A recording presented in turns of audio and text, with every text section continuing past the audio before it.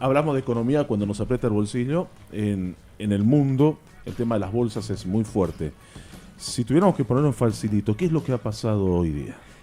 Lo que ha pasado es una corrección, un ajuste inicialmente, que los mercados han empezado a reaccionar, pero es algo que usualmente sucede. Claro, nos asustamos cuando hay caídas fuertes y contagios a nivel global, ¿no? Entonces, esto que ha sucedido es que Estados Unidos ha dado señales de una posible desaceleración. Recordemos que Estados Unidos venía el año pasado con niveles de inflación bastante altos. Entonces, y otros países desarrollados, el Reino Unido, tuvieron inflaciones de 2 dígitos. Entonces, eso nunca antes visto en los últimos 40 años, ¿no? Entonces empezaron a subir las tasas de interés, y cuando suben las tasas de interés, lo que sucede es que la gente deja de gastar, deja de invertir, y de la misma forma se encarece el costo del dinero. Entonces, lo que ha estado tratando de corregir Estados Unidos es un poco lo acelerado que venían las cosas, y subía tasas de interés, y ha llegado un momento en que parece que el mercado laboral está dando señales de un poco de estrés, de que ya la creación de puestos de trabajo está un poco afectada. Entonces, Estados Unidos ha puesto una pausa en la subida de tasas de interés, y paralelamente hay un elemento que es un poquito estructural. Si uno mira la evolución de las bolsas desde el 2020, por ejemplo, el índice Nasdaq, que ve las empresas más tecnológicas, ha subido de 8.000 puntos a 18.000. O sea, el crecimiento también ya en general del mercado accionario ya venía sobrecalentado. Entonces, ya se podía estimar que iba a haber una corrección, ¿no? Entonces, el Banco de Japón hizo una movida y ha empezado ahí. Japón, que es una economía bastante sensible al crecimiento económico, crece siempre muy poquito, son bastante desarrollados, pero crecen muy poquito. Entonces, eso ha hecho que, digamos, todos los mercados coincidan en que probablemente todas las bolsas y los mercados financieros tengan que hacer una corrección. Los reportes hablaban de que en Wall Street se han comido las ganancias de los últimos 3 meses, y en Europa se ha regresado como a principios del 2023 en el tema de ganancias y movimientos. Ha habido digamos que retrocesos bastante importantes, pero insisto, digamos, ¿no? Si uno mira en los últimos 4 años, lo que está sucediendo es un poquito ajustar un poquito para que, digamos, los crecimientos que se veían explosivos, el mercado tecnológico con esto de la inteligencia artificial, correcto, y esas cosas estaba un poco alto probablemente. Entonces, esta corrección, lo más seguro es que lo que está haciendo es poner un poquito más las cosas en orden, y la especulación o las expectativas demasiado positivas o favorables, ponerlas un poco en contexto. ¿Y esto genera alguna duda en el mercado económico, o es un sacudón que después se vuelve a ¿cómo se dice?, a normalizar, a establecer?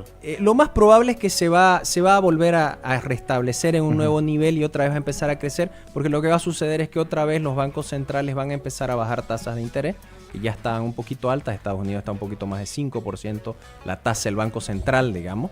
Entonces, lo que va a pasar es que van a empezar a recortar tasas de interés, lo más probable, y la senda de crecimiento otra vez tienda a subir, digamos. ¿Y hay algún contagio hacia Bolivia, o todavía nuestra economía es muy chica para estar contagiados de lo que pasa en las bolsas de valores? Entre las cosas a ver que nos pueden afectar está que había una corrección también en los precios del oro, que estaba por encima de 2.400.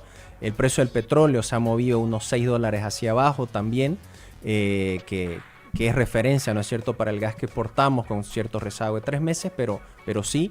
Y sobre todo, como las bolsas han reaccionado, los inversores empiezan a moverse y se empieza a percibir un poco más de riesgo en el mercado. Entonces, ¿qué sucede? Bolivia tiene ciertos bonos soberanos emitidos en mercados financieros internacionales. Entonces, ha subido un poquito el costo, que ya estaba alto. O sea, un bono boliviano cotiza una tasa de interés de 31% en este momento. O sea, quiere decir que si el gobierno boliviano osara emitir en mercados internacionales en este momento a un plazo de 3 a 5 años, la tasa de interés estaría alrededor de 31%. ¿Y es bueno eso?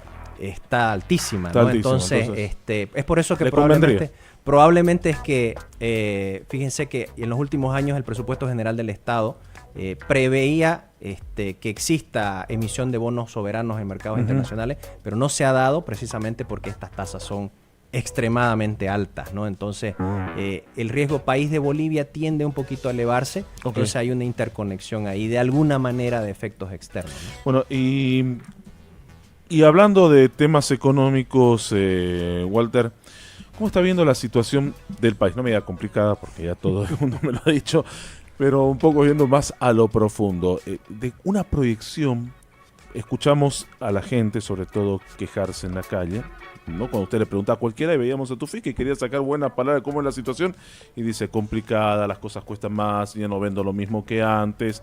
¿Por qué estamos viendo eso hoy en Bolivia?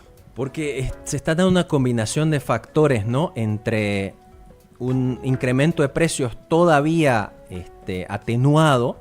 ¿Qué quiere decir? Que todavía está soportando, todavía no está en la contenido. realidad que debería estar. Está contenido todavía, ¿no es cierto? Porque ¿qué está pasando? Para nadie es desconocido el tipo de cambio paralelo que ya prácticamente duplica al oficial.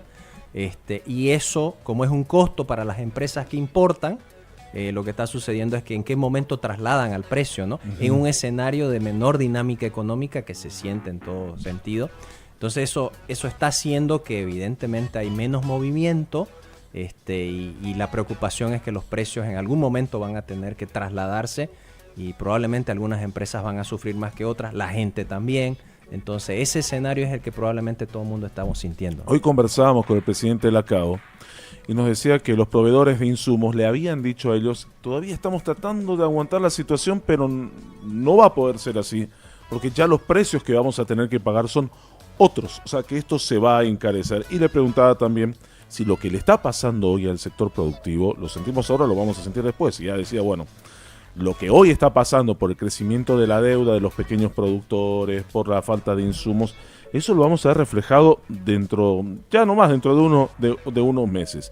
Y aquí va lo que le pregunto. ¿Cuántos meses más o años vamos a tener que pasar por todo esto que hoy estamos pasando?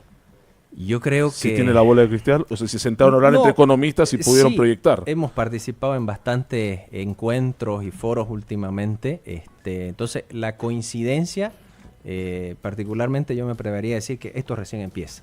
O sea, si no corregimos las cosas, lo que hay que hacer los responsables de política pública, se puede complicar de manera mucho más difícil. Imagínese usted el ejemplo que daba, ¿no?, de los proveedores de insumos agrícolas, que es algo que nos acabamos de dar cuenta, parece recién, de que inclusive para exportar habíamos sido muy dependientes de las importaciones, ¿no? O sea, nuestros productores para exportar requieren importar un montón de insumos, y eso se hace en divisas, fundamentalmente en dólar. Entonces, ¿en qué momento traslado? Y fíjense usted, el gran problema ahorita es que si el productor o el que importa insumos vende los productos en este momento que tienen stock a un precio con un tipo de cambio mucho más bajo que el que está en la calle, cuando los venda le va a costar reponerlo al costo del dólar que va subiendo cada momento. Entonces es una espiral que se puede complicar, insisto, en la medida que esto no se corrija rápido. Pasa con los insumos del agro, pasa con los repuestos de los vehículos, pasa con los mismos vehículos que compran a un precio y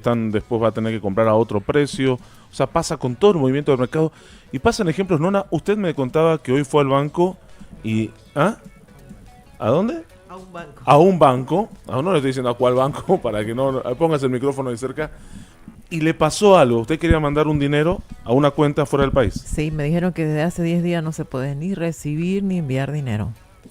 ¿Por qué esto? Claro, usualmente lo que está pasando en Bolivia se llama crisis de balance de pago. Okay. O sea, tenemos un problema en nuestro déficit comercial, no tenemos inversión extranjera, no tenemos ingreso de recursos de manera significativa y nos está costando pagar nuestras obligaciones con el exterior, importar insumos, etcétera, etcétera, ¿no? Entonces, lo que sucede en esa dinámica es que todos los actores, todos los agentes económicos le están necesitando dólares para hacer sus transacciones. El sistema financiero siempre tiende a complicarse cuando existen crisis de balanza de pago, y eso es lo que hay que precautelar. Hasta el momento el sistema financiero ha sido muy resiliente a todos los embates que vienen sucediendo. Entonces, el problema del sistema financiero es que está tratando de ver qué hace, digamos, con esas dificultades. Claro, el problema es que el público, la gente que necesita hacer transacciones en dólares o retirar sus dólares que ha depositado, pero es complejo, ¿no? ¿Mandar también es tan complicado? O sea, hacer una transferencia de ¿cuánto? ¿Qué será? ¿$50? ¿Cuánto es? $100. 100 digamos. dólares. Mandar 100 dólares fuera del país a un familiar es complicado. Claro, porque imagínense, lo que en este momento la economía necesita es que ingresen dólares, no que salgan. Entonces, usualmente cuando usted tiene una economía con tipo de cambio fijo y no tiene las reservas para sostenerla, lo que va a empezar es a controlarse el mercado de capitales, los recursos que hay. Entonces, se va encareciendo el costo de enviar. Los agentes estatales, el Banco Central, tiende a incrementar los costos de llevar dinero hacia afuera, porque lo que menos se quiere es que salgan más dólares, ¿no es cierto? Entonces, Y quien recibe termina pérdida. eso es lo complicado. Si es que ¿no? viene por el banco, va a recibir al costo oficial, que no es el que está en la calle en estos momentos. Claro, es que al banco en este momento tampoco le conviene captar dólares, ni siquiera para sus propias Para él. operaciones, porque no todo lo puede hacer en dólares. Pero ¿no? eso no es terminar con la intermediación bancaria. O sea, el no querer captar dólares no es afectar el intermediario que es el banco. Claro que si usted se fija, hay una serie de medidas que han venido sucediendo que han desincentivado la propia solución del problema, ¿no? Entonces, ahorita en este momento los propios bancos no quieren operar con dólares porque ya le han puesto tasa, techo, para que no cobren por encima de lo que le costaría operar en dólares y etcétera. Porque etcétera. en el foro económico de la CAINCO que fue recién estuvo creo que era presidente Hace una del FMI, semana, creo. Wagner, un mexicano, que decía, Alejandro Berner, exactamente, que decía que el problema es la desbancarización que se podría registrar de aquí a un tiempo si es que no se encuentra una solución a este. Y él alertaba de que eso sí, ya es muy complicado, y alertaba viéndolo. Algunos no coincidían, pero él decía, esto está rumbo a un efecto tequila, que es lo que pasaba. ¿Están así, tan apocalíptica la situación? En la medida, yo insisto, en la medida en que no se corrija la situación puede ser complicado. Usted menciona, era representante del FMI. Son palabras de Wagner, por si acaso, no son mías, porque yo no soy economista. Y era representante del FMI, ¿no? Sí, era representante Entonces, del Fondo Monetario Internacional. Lo que él dice es, Bolivia va camino a convertirse en lo que sucedió con México y Chile en los años 80. Y yo diría también Bolivia en los años 80, salvo aún la hiperinflación. ¿No es cierto? Entonces, estamos yendo a escenarios muy complicados y no... Pero Walter, a ver, son temas que no son viejos, ¿no? O sea, hay países que ya han pasado por esto. Bolivia ya pasó por esto. Entonces, deben existir recetas que se deben aplicar de una vez para darle solución. Esas recetas las deben conocer todos los economistas. Y ni siquiera es reinventar la pólvora, ¿no? ¿Y por qué no se aplica? La respuesta es política, considero, ¿no? Porque tiene costos políticos. Tenemos que ajustar el gasto, ¿no es cierto? Tenemos un Estado gigantesco que ya no aguanta manejarse de ese tamaño. Tenemos lo que conocemos son la subvención a los combustibles. Tenemos una serie de cosas que hay que ajustar, y ajustarlas conlleva costos políticos, ¿no? Entonces, hay que ver quién asume la bala del costo político, ¿no? Y que no la asuma hoy, la va a tener que asumir mañana. Quien venga la va a tener, quien siga o quien venga la va a tener que asumir. Por eso es que lo menos costoso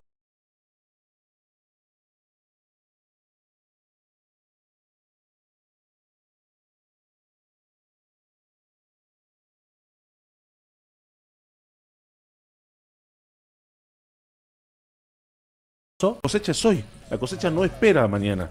Si hoy no hay diésel, no hay cosecha, y esa cosecha se echa a perder. O sea, todo es tiempo, el tiempo es dinero, lo dice la frase, pero el tiempo es realmente lo que uno termina invirtiendo y entregando, que podría estar haciendo producción. Totalmente, o sea, son una serie de ineficiencias más allá de los costos que ya mencionamos, ¿no? De las pérdidas, es ineficiencia, es una serie de problemas que repercuten en la gente en el día a día, ¿no?